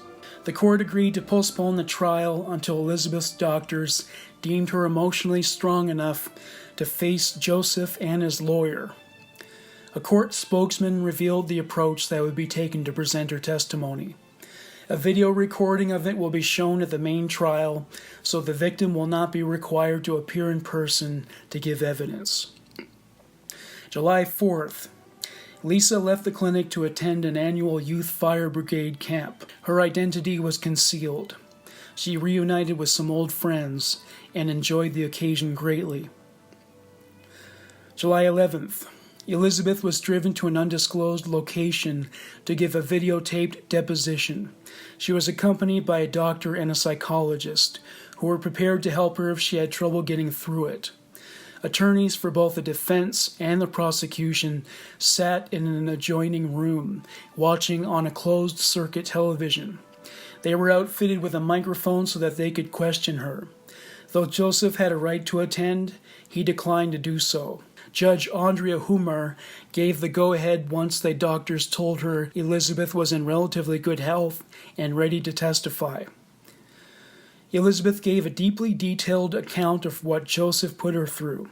At one point, she spoke of his behavior toward her. He was very brutal against me, and when I did not agree to have sex, then the kids would suffer. We knew he would kick us or be bad to us. She also mentioned verbal abuse. It was his kind of communication to use rough words. He would be insulting against us.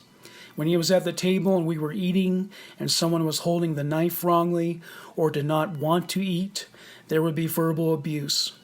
When he said such words against the kids, they ducked and tried to get out of his way. He would say, "Shut up and get away from me." And if that wasn't enough, he would become even more abusive. She told the judge that Josef would not tolerate individuality in the children. When they were small, it wasn't such a problem. But as they grew bigger, it was more of a problem. He did not like it. He would not allow the kids to have their own will. She said that when he wasn't around, she endeavored to make their lives as normal as possible, given the circumstances. To quote Elisabeth, "When he went away, we led our own lives.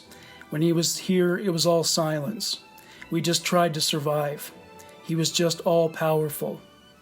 Josef was quick to remind them of how much they depended on him for survival.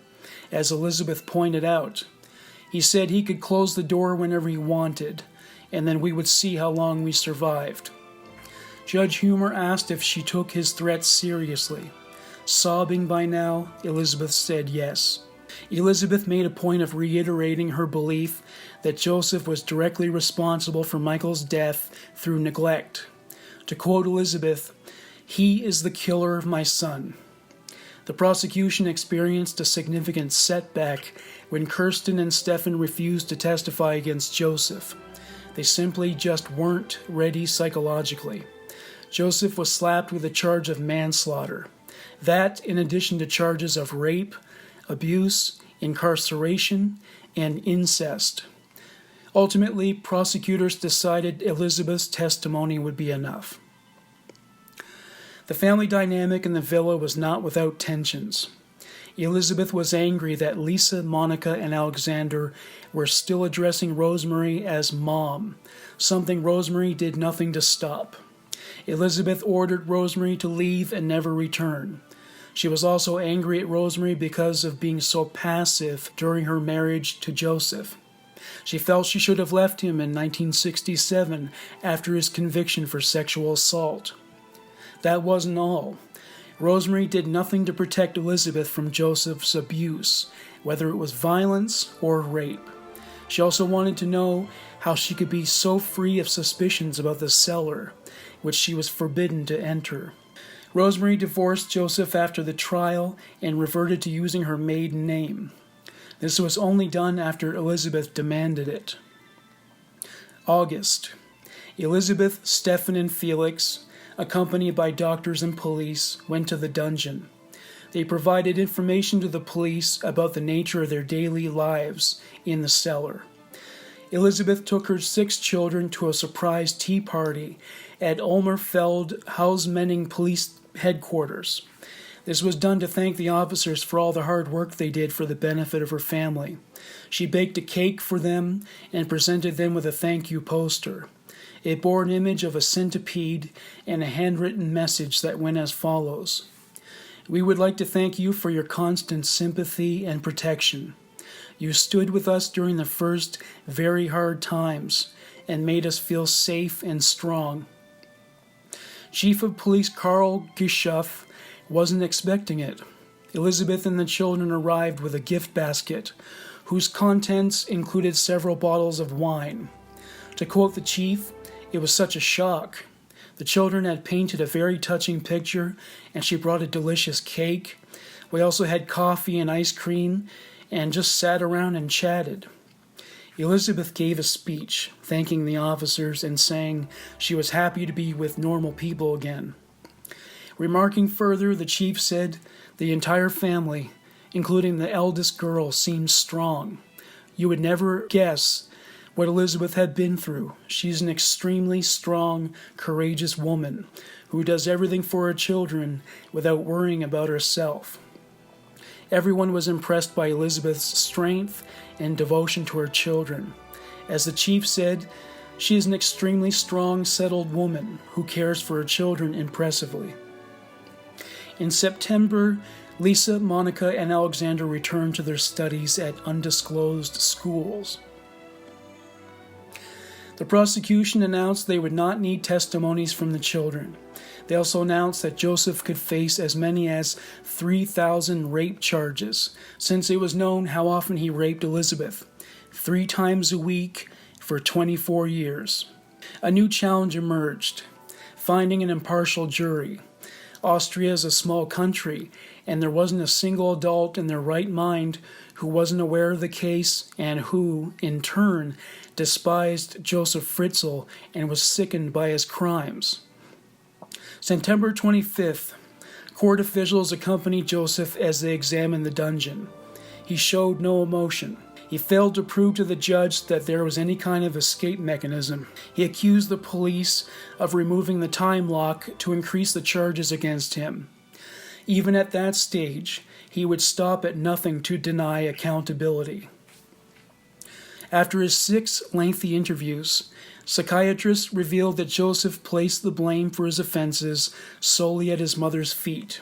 To quote Josef, "I was born to rape. Bearing that in mind, I controlled myself for quite a long time. I could have behaved a lot worse than locking up my daughter."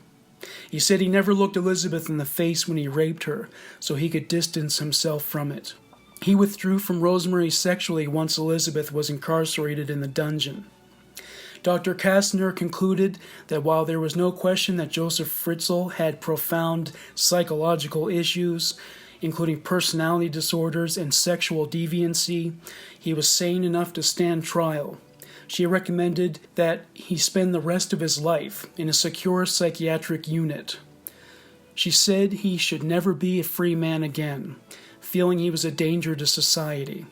To quote Dr. Kastner, his narcissism, combined with a lack of empathy, an exploitative way of turning others into instruments of satisfying his own needs, there's also a noticeable ability or tendency to modify reality according to his own wishes. November 13th. Josef Fritzl was formally charged with murder, rape, slavery, incest, abuse, and imprisonment. His attorney said Josef would not appeal. He gave a statement through his attorney that went as follows: "I realize now that I'm not normal. With the help of therapists, I want to know what the real reasons are for why I behaved like I did. I want to get treatment." Josef Fritzl was sentenced to life imprisonment with no chance of parole for 15 years. He is 85 years old at the time of the release of this episode. Elisabeth and her children are still in recovery, but are reported to be doing well. The dungeon was filled with liquid concrete so that nobody would be able to enter its environs ever again. April 2019, Josef Fritzl's health was in decline, and he stated he did not want to live anymore. Elisabeth's old friend Krista Gutzinger wrote a song in tribute to Elisabeth called 24 Years. These are the lyrics. "You were a little girl in a small town, a girl with many dreams and wishes. But your fate has chosen someone else when he took you to the dungeon at the age of 18. 24 years without love, without luck. Elisabeth, who's going to give you back those years? 24 years without light and sunshine. Elisabeth, how long are you going to stay alone, locked like an animal and no way out? The dungeon was right beneath your parents' house. Why this particular place? That's obvious because your father was your tormentor. 24 years without love, without luck. Elisabeth, who's going to give you back those years? 24 years without light and sunshine. Elisabeth, how long are you going to stay alone? Your new life starts right now. Forget the dark past. We wish you all a lot of luck and bliss. Your look is now focused on the future. Everything will be fine. We know that you are strong. Just don't lose your courage. 24 years without love, without luck.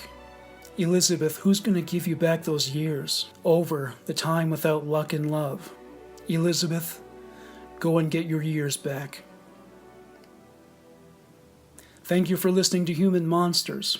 Bye for now.